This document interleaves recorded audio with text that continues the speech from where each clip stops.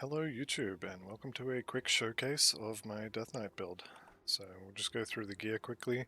We have the Mythical Mind Warp and the Edge of Sanity as our weapons. We have the June Fiend's Mask, which is just there for the ability to dual wield. We have the Mage Lord Signet and Band, which is there for the procs and also the elemental conversion to Aether. We have the Conduit of Warring Whispers with Aether conversion on Cadence. We have 4-piece Krieg set, shoulders, gloves, boots, chest. We have the leggings of Arcane Currents with the Elemental Seal proc when hit, which is mostly converted to Aether. We have the Impurity Relic for +1 to Necro skills and Aether proc and damage.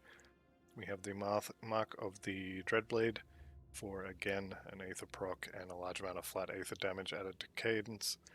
And we have the Chains of Egrad for Vitality converted to Aether, and just a pile of resists on that.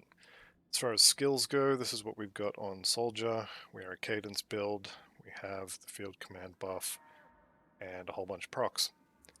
On the Necromancer side of things, we have the WPS skills, we have Bone Harvest, which is converted largely to Aether because of Cold and Vitality. I think we have about 50% conversion for both of those.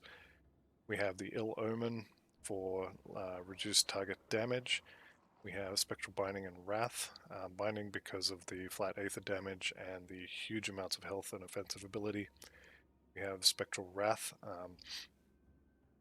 This is a really good buff. It's probably my favorite buff in the entire game. So whenever I get hit, whether it's a ranged attack, a spell, a melee attack, whatever, this will attack back, and it counts as an attack. It doesn't count as a damage shield or like retaliation damage. So this will actually allow you to trigger offensive damage procs against people or against monsters on the other side of the screen. So I really like this skill. It's probably, like I said, my favorite in the game. We have Mark of Torment because, obviously, and Harbinger of Souls is our exclusive. For devotions, I have the Tortoise and the Ghoul for circuit breakers. All of this other stuff is basically just stats, or not stats, constellation bonuses, the colors we need in order to get the Widow for Aether Shred or Aether Resist Shred, the Spear of the Heavens because Aether damage again, some reduction in duration on debuffs and such with the Hourglass, and the Korvac the Eldritch Sun cluster because of the proc, basically, for shredding targets OA and DA and a chance to stun them. Right, so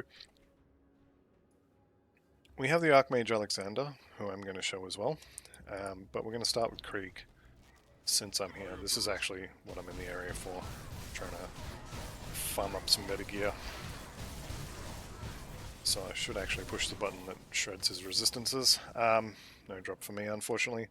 But we'll go get Alexandra and show you how quickly he dies.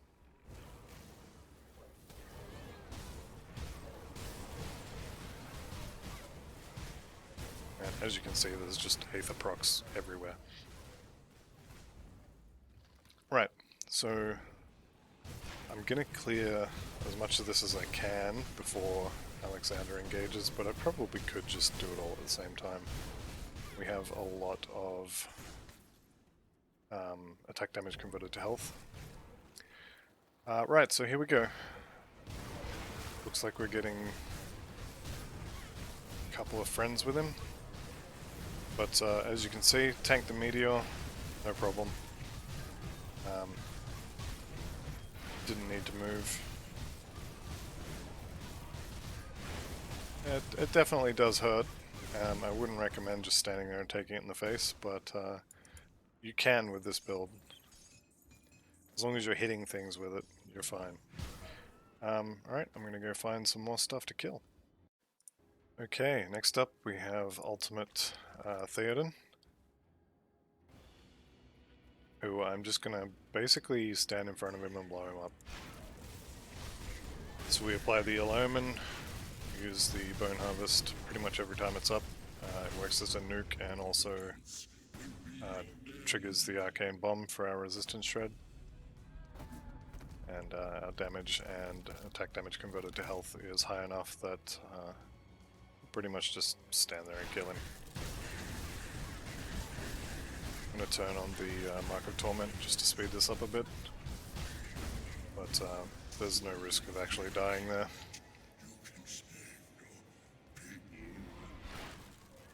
Okay, same thing again, we just literally kill him.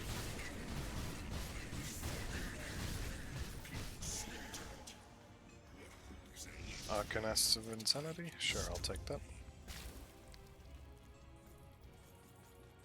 Okay, I'm gonna go see if I can find some more act bosses and nemesis mobs to showcase. See you in a minute. Okay, what about the most notorious totem in the game? Let's see how it handles it.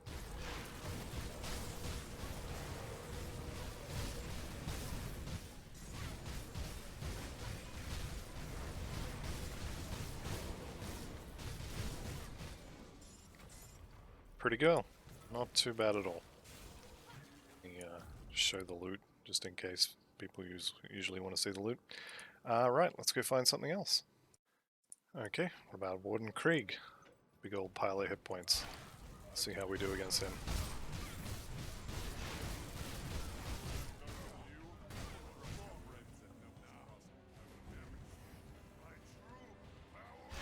Alright, let's see your true power then.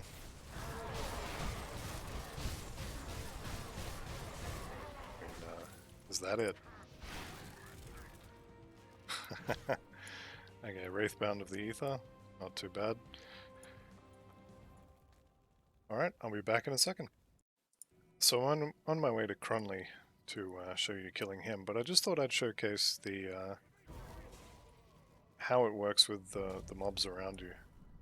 So I'm getting shot, and it's triggering, what is it called? Spectral Wrath on these guys, and then that is triggering all of the other procs I have on my gear. As you can see, I just do tons of damage with that as well, but just by getting hit, I'm triggering the Krieg's Fury, I'm triggering the Dreadblade here, I'm triggering the Impurity proc there. If it crits, the Aether Smash can go off. The weapons have, well, that's on hit, so when I'm hit, that will trigger. This one has 100% chance on attack, so like some of those are not are actually not triggering because they require me to actually hit things. But I mean, look how fast it just kills things. I'm just standing there. I'm not clicking anything, not casting any spells, and all the trash is just dying around me. Alright, so I'll go in here and kill Cronley, and then I'm going to try and find some more Nemesis.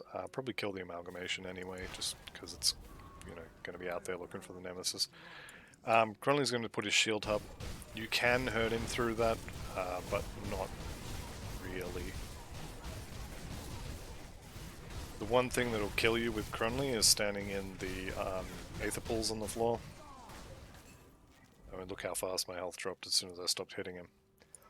But yeah, that's Cronley, and I'll be back when I get to the Amalgamation or a Nemesis.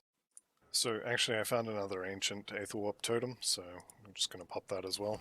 Maybe the one in the Warden Cellar is lower level, it's a bit easier perhaps. So here's the same thing, but in a higher level area. Well, having said that, I think pretty much all of the zones in Ultimate scale to 100, so it should be more or less the same. And there's the loot. Back in a sec. Okay, so we made it to the Amalgamation. I didn't find the Arcane Nemesis on the way, but that's alright, I'll find him later. So I'm not even going to let him get out of his barn. And there he goes. Even easier than Krieg. So I'm going to go find some more Nemesis, and I'll be right back. Okay, I found me a Chupacabra, so let's see how well it does against him.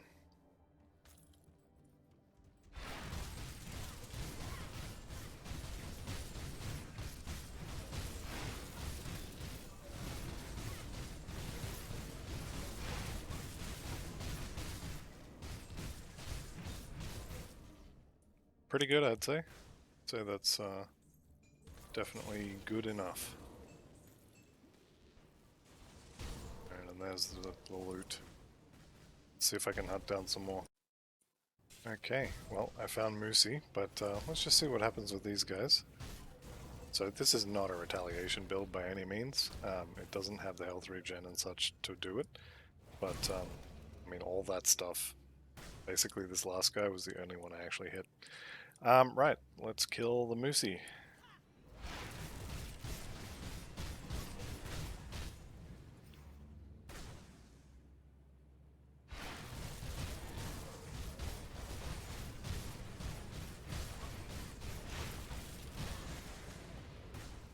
I'd say that was pretty easy. Moosey shoulder guards and rocket jacks. Alright, let's see if I can find Chillrend. I think that's his name, the Chthonian nemesis. Not sure why I called him Chillrend, but Benjar is the guy I was looking for.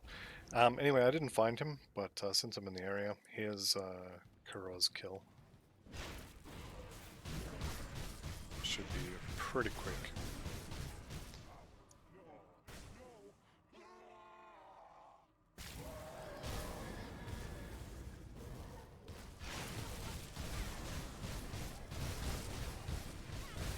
Alright, easy peasy. Let's see if I can go find Benjar. Be right back. Well, once again I haven't found Benjar, but I did find Valdaran the Storm Scourge, so we'll go say hi to him. And I'm just going to ignore all of his friends, focus on him, see how quickly we can kill him.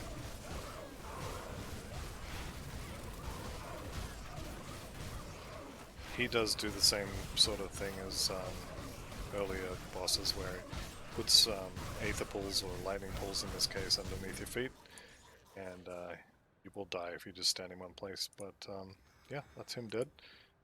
His chest gives me Ignifar gauntlets. And that's it. Alright.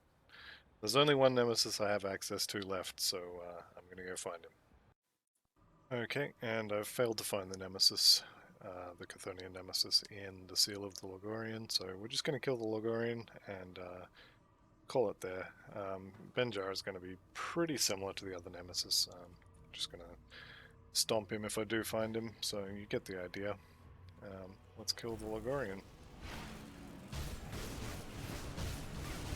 See how quickly we can get him down.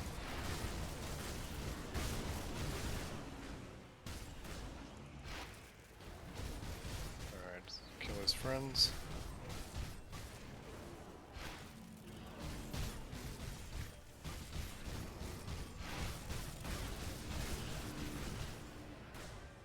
That's him dead. Phase change, I guess.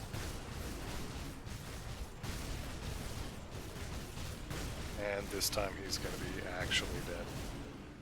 There we go. Let's see the loot.